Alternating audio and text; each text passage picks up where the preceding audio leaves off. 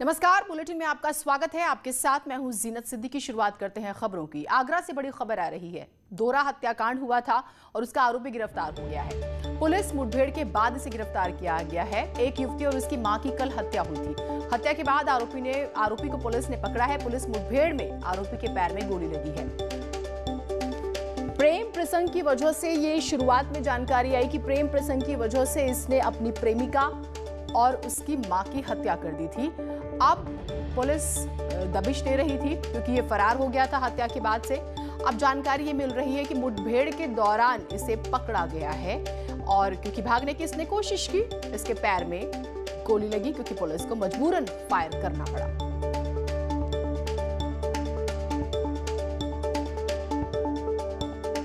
तो कल आगरा में प्रेम की नगरी आगरा को कहा जाता है और यहाँ पर देखिए, प्रेमी ने प्रेमिका को मारा, फिर उसकी मां को मारा और फिर ये फरार हो जाता है।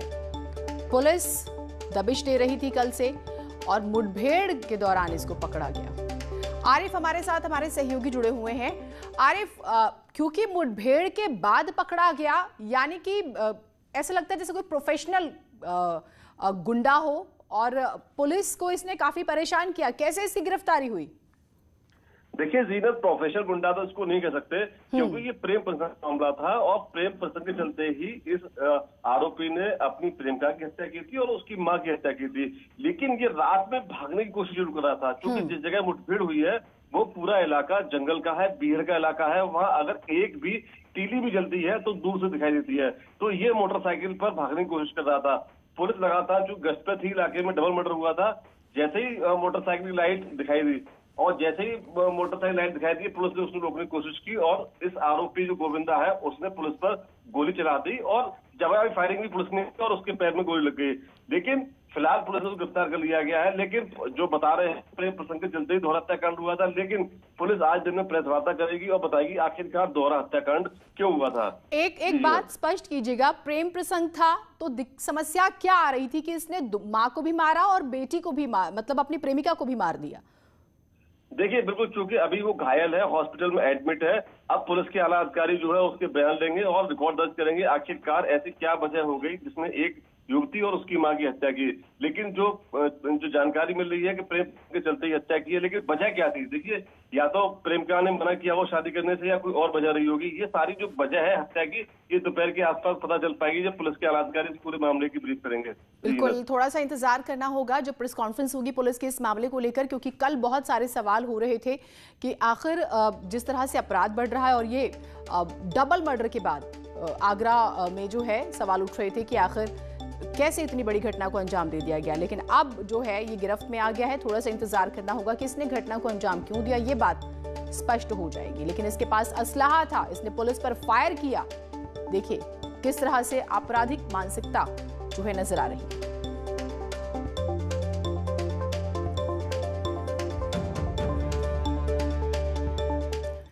बाराबंकी से भी एक बड़ी खबर आ रही है, जहां पुलिस ने मुठभेड़ के बाद एक माफिन तस्कर को गिरफ्तार किया है। बाराबंकी से बड़ी खबर है, अपराधियों के बीच, पुलिस और अपराधियों के बीच ये मुठभेड़ होती है। फायरिंग में तस्कर को गोली लगी। मुठभेड़ में एक पुलिसकर्मी भी जख्मी हुआ है। अपराधी का एक साथी भी फरार हुआ। कई राज्यों में इसने अपना जाल फैला रखा था। अनिरुद्ध हमारे साथ जुड़े हुए हैं। अनिरुद्ध, ये पूरी खबर बताइए, इस तस्कर के बारे में बताइएगा। देखिए, मैं बताना चाहूंगा कि यह तड़के सुबह का मामला है जब ये दोनों अपराधी, जिनका नाम शत्रुघ्न और इखलाक है, ये दोनों ही अंतरराज्यीय मार्फिन तस्कर हैं। इनके ऊपर तमाम एनडीपीएस के मामले, चाहे वो बाराबंकी की बात करें, चाहे लखनऊ की बात करें, चाहे दिल्ली तक इनका पूरा नेक्सस इनका फैला हुआ है। और इसी की सूचना पुलिस को मिली थी और पिछले कई दिनों से पुलिस जो थी इनके पीछे इनको स्टॉप कर रही थी और इनकी आज सुबह घेराबंदी हुई। पुलिस की के जो सूत्र थे उनके मुताबिक ये पता चला कि आज ये इस जयपुर थाना क्षेत्र से निकलकर कहीं मार्फिन की सप्लाई करने जा रहे हैं। इनको सुबह इनकी घेराबंदी करी गई, जिसके बाद शत्रुघ्न ने पुलिस पर फायरिंग करी, जिसमें एक सिपाही जो था वो घायल हो गया। हालांकि जवाबी फायरिंग में शत्रुघ्न को भी गोली लगी और इन दोनों को ही अस्पताल में भर्ती किया गया है। और वहीं दूसरा इनका जो साथी था इखलाक, ये अभी फरार है, जिसकी पुलिस जो है कॉम्बिंग करके उसको ढूंढने की कोशिश कर रही है। जी ठीक, बहुत शुक्रिया आपका तमाम जानकारियों के लिए। तो ये तस्वीरें भी हम आपको दिखा रहे हैं। माफिन तस्कर पकड़ा गया है और इनका एक बड़ा नेक्सस है। अलग अलग राज्यों में भी ये लोग तस्करी किया करते थे। पुलिस को लंबे समय से तलाश थी और फिर खबर मिलती है और फिर पुलिस जो है इसे पकड़ती है। मुख्यमंत्री योगी आदित्यनाथ आज से 2 दिवसीय बुंदेलखंड दौरे पर हैं। सीएम योगी आज जालौन, झांसी और ललितपुर का दौरा करेंगे। बुंदेलखंड एक्सप्रेसवे का निरीक्षण भी करेंगे। साथ ही ललितपुर में बंडई बांध परियोजना का लोकार्पण करेंगे। सीएम योगी झांसी में हर घर नल परियोजना का भी निरीक्षण करेंगे।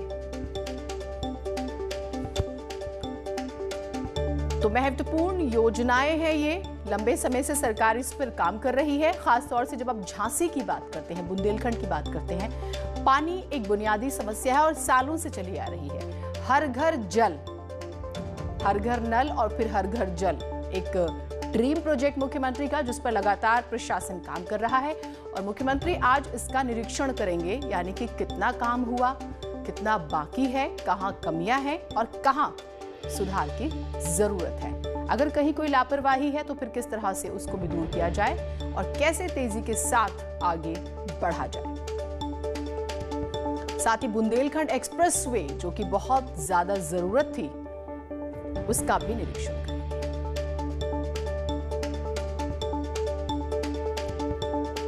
अजीत सिंह हमारे साथ, हमारे सहयोगी लखनऊ से जुड़े हुए हैं। अजीत जी, बेहद ही महत्वपूर्ण ये योजना थी और मुख्यमंत्री निरीक्षण करेंगे, यानी कि कहीं कोई कमी है तो वो भी दूर हो जाएगी।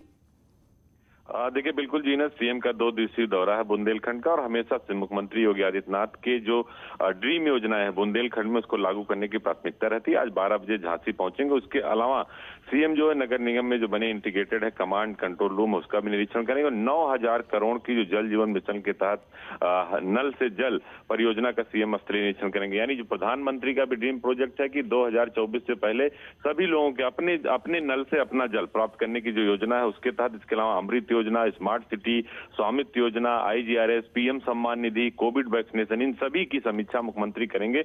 और ललितपुर जो है, झांसी है, जालौन है, इन इलाकों का दौरा करेंगे। और बुंदेलखंड जो एक्सप्रेस वे है उसको भी देखेंगे, क्योंकि वो चाहे पूर्वांचल एक्सप्रेस वे हो जीनत, बुंदेलखंड एक्सप्रेस वे या फिर जो गंगा एक्सप्रेस बनने वाला, वो लगातार उस पर मुख्यमंत्री काम कर रहे हैं। अलग से टीम बनाया उन्होंने और ये भी कह दिया कि जो फील्ड में अफसर तैनात है, अगर वो समय से योजनाओं को पूरा नहीं करते और जो सरकार की महत्वपूर्ण योजनाएं हैं अगर वो लोगों तक नहीं पहुंचाते हैं, लाभार्थियों तक, तो उनके खिलाफ कार्रवाई भी की जाएगी। और सीएम ने किया भी है। तो अब ये 2 दिवसीय दौरा जो सीएम का है वो बुंदेलखंड के नाम है, झांसी से लेकर ललितपुर तक हर एक चीज को देखेंगे मुख्यमंत्री, परखेंगे, अधिकारियों से, नेताओं से समीक्षा बैठक करेंगे, लोगों से भी बात करेंगे, जिससे वहां की जमीनी हकीकत पता चल जाए मुख्यमंत्री को। अजीत जी, ये तो एक बात हुई कि जो पहले से प्रोग्राम प्रोजेक्ट्स चल रहे हैं, लेकिन मुख्यमंत्री आए और सौगात ना दे, क्या ऐसा हो सकता है? तो हम ये माने कि चाहे हम ललितपुर की बात करें, हम बुंदेलखंड की बात करें, हम झांसी की बात करें, इससे सौगातें भी मिलने वाली हैं, कुछ और भी इसके अलावा?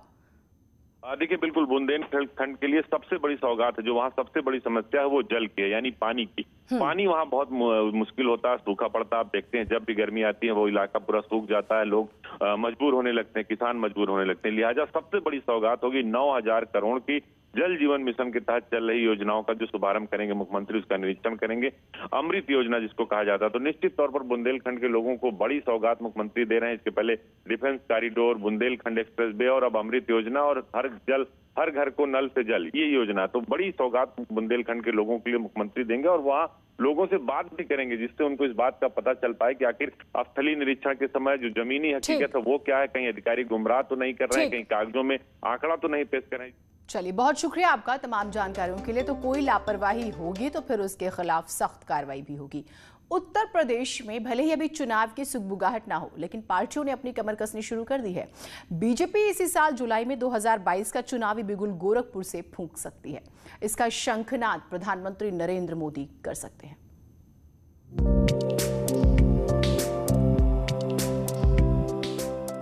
प्रधानमंत्री नरेंद्र मोदी जब गोरखपुर आए, यहाँ की जनता ने उन्हें नाराज नहीं किया। अब यूपी चुनाव 2022 से पहले एक बार फिर प्रधानमंत्री मोदी इसी साल जुलाई में खाद कारखाना को जनता को समर्पित करने गोरखपुर पहुंच रहे हैं। प्रधानमंत्री नरेंद्र मोदी कहते हैं कि जिसका वो शिलान्यास करते हैं उसका वो लोकार्पण जरूर करते हैं, और इसी कड़ी में 2016 में गोरखपुर में उन्होंने खाद कारखाने का शिलान्यास किया था। अब जुलाई 2021 में इसका वो लोकार्पण कर सकते हैं, और इसके लोकार्पण के बाद गोरखपुर के साथ साथ पूर्वांचल के किसानों को एक बड़ी सौगात मिलेगी। साथ ही इस लोकार्पण कार्यक्रम को मिशन 2022 से पहले एक बड़ी सौगात के रूप में भी देखा जा रहा है। गोरखपुर के खाद कारखाने का लोकार्पण भले ही लोगों के लिए सौगात हो, लेकिन सियासी जानकार इसे 2022 के यूपी चुनाव का शंखनाद मान रहे हैं। देखिए, इसमें कोई दो राय नहीं। भारतीय जनता पार्टी के बारे में ये कहा जाता है कि वो लगातार इलेक्शन मोड में रहती है। वो और अपने प्रतिद्वंदी पार्टियों से इसलिए भी आगे है कि बाकी के लिए चुनाव अपने ड्यू टाइम से 1 साल पहले शुरू होता है और उनका अपना मैकेनिज्म और उनकी मशीनरी तब एक्टिव होती है। लेकिन अगर आप बीजेपी का अब तक का इतिहास देखें तो वो लगातार 5 साल अपने चुनावों के कैलकुलेशन, उसके लिए ग्राउंड मेकिंग, उसका एग्जीक्यूशन, इन सब में व्यस्त रहते हैं। तो इस नज़रिए से जो आप ये बात कह रहे हैं कि खाद कारखाने का उद्घाटन या लोकार्पण करने के लिए प्रधानमंत्री आ रहे हैं, तो इसका एक पॉलिटिकल मैसेज है। ये बिल्कुल सही बात है। साल 2014 में भी इसी मानबेला के मैदान से पीएम मोदी ने चुनावी शंखनाद किया था, और एक बार फिर जुलाई में इसी मैदान से चुनावी उद्घोष कर सकते हैं। 2019 के लोकसभा चुनाव से पहले एक बार फिर प्रधानमंत्री नरेंद्र मोदी गोरखपुर के उसी फर्टिलाइजर मैदान में आए, और उस दिन उन्होंने एम्स की ओपीडी का शुरुआत करते हुए कई अन्य योजनाओं का उन्होंने तोहफा दिया था। 2019 का चुनाव भाजपा के लिए भी बहुत मुश्किल का दौर था, क्योंकि उस समय सपा और बसपा मिलकर चुनाव लड़ रहे थे। लेकिन प्रधानमंत्री की बातों का ऐसा जादू हुआ कि पूर्वांचल की जनता ने दिल खोलकर वोट दिए और बम्पर सीटें बीजेपी के खाते में आईं। गोरखपुर का ये खाद कारखाना 6,300 करोड़ की लागत से बनकर तैयार हुआ है, जो एक साल में 13 लाख मीट्रिक टन यूरिया का निर्माण करेगा। जाहिर है, लोगों को समर्पित कर बीजेपी उत्तर प्रदेश में अपने विजय रथ को आगे बढ़ाना चाहेगी। रामगोपाल द्विवेदी, न्यूज़ 18, गोरखपुर। खबर मथुरा से है। वृंदावन कुंभ का आज दूसरा शाही स्नान है। तीनों अखाड़ों के हजारों साधु संत आज स्नान कर रहे हैं। तो बेहद ही महत्वपूर्ण दिन, दूसरा शाही स्नान, तमाम तरह की तैयारियां की गई हैं। नितिन गौतम हमारे साथ, हमारे सहयोगी जुड़े हुए हैं। नितिन, तस्वीरें दिखाइएगा और किस तरह का उत्साह है, क्या व्यवस्थाएं की गई हैं? देखिए, आज जो वैष्णव कुंभ चल रहा है उसका दूसरा शाही स्नान है, और इस समय हम अन्य अखाड़े पर मौजूद हैं, और आप देख सकते हैं कि बल्लभ कुल के जो संप्रदाय हैं वो राजन दास जी से मिल रहे हैं, और यहाँ पर जो हनुमान जी के जो निशान है जिनको लेकर साधु संत चलेंगे, पेशवाई चलेगी, वो यहाँ पर सब मौजूद हैं, इकट्ठे हो रहे हैं। पेशवाई की जो है तैयारियां हो गई हैं, और हमारे साथ राजन दास जी हैं। राजन दास जी से बात करेंगे। राजन दास जी, क्या परंपरा है? ये परंपरा यहाँ आदि अनादि है, और वही परंपरा के जो है चलते ही है कुंभ मेला लग रहा है। वह कुंभ मेला वैष्णव तीनों अखाड़ों का है, जिसमें तीनों अखाड़ों के अंतर्गत 18 अखाड़े आते, और जो है धर्माचार्य जगत गुरु, जैसे जगत गुरु हमारे सामने वर्तमान जगत गुरु वल्लभाचार्य जी महाराज निर्मोही अखाड़े के जो है आचार्य हैं। इसी तरह जो है हर एक अखाड़ों का क्रम है, जो है क्रम अनुसार जो है समय 9 से और जो है 12 रखे, और वही जो है समय अनुसार जो है तीनों अखाड़े दल समूह बना के और शाही स्नान के लिए जो है आगे बढ़ेंगे। तो हमारे साथ जगत गुरु हैं, उनसे भी जानकारी करेंगे कि आखिर शिवरात्रि पर स्नान होता है, लेकिन वृंदावन वैष्णव कुंभ में आज के शाही स्नान का क्या महत्व है, क्यों होता है, क्या मान्यता है? आज एकादशी है, और एकादशी का व्रत और एकादशी का महात्म्य वैष्णवों के लिए बहुत ज़्यादा होता है, इसलिए आज एकादशी का स्नान हम वैष्णवों ने किया है। विशेष रूप से जो यह वृंदावन का कुंभ का जो यह प्रसंग है वो वैष्णवों से संबंधित ही है, और 4 संप्रदाय के, चतुर्थ संप्रदाय के जितने भी हमारे वैष्णव हैं और जितने अखाड़े हैं वो हरिद्वार कुंभ के पहले यहाँ परंपरा से एकत्रित होते आए हैं, और वैष्णवों का ही यह विशेष कुंभ का समारोह होने के कारण एकादशी के दिन यहाँ स्नान रखा गया है। तो आपसे शंकराचार्य, आज वृंदावन कहा जा सकता है कि जो धर्म है, धर्म का जो स्वरूप है वो दिखाई देगा, और इसमें अन्य के तीनों अखाड़े होंगे। अखाड़ों के साथ जो है 4 संप्रदाय और तमाम धर्माचार्य जो वैष्णव संप्रदाय से जुड़े हुए हैं वो यहाँ पर सम्मिलित हुए हैं, यहाँ पर हुए हैं। शाही सवारी निकाली जाएगी, अखाड़ों के जो खिलाड़ी हैं वो पटेबाजी करते हुए नजर आएंगे और इस भव्य पेशवाई का जगह जगह पर स्वागत होगा और उसके बाद ये पेशवाई यमुना किनारे पहुंचेगी और शाही स्नान आयोजित होगा। जी ठीक, बहुत शुक्रिया आपका तमाम दिलचस्प जानकारियों के लिए।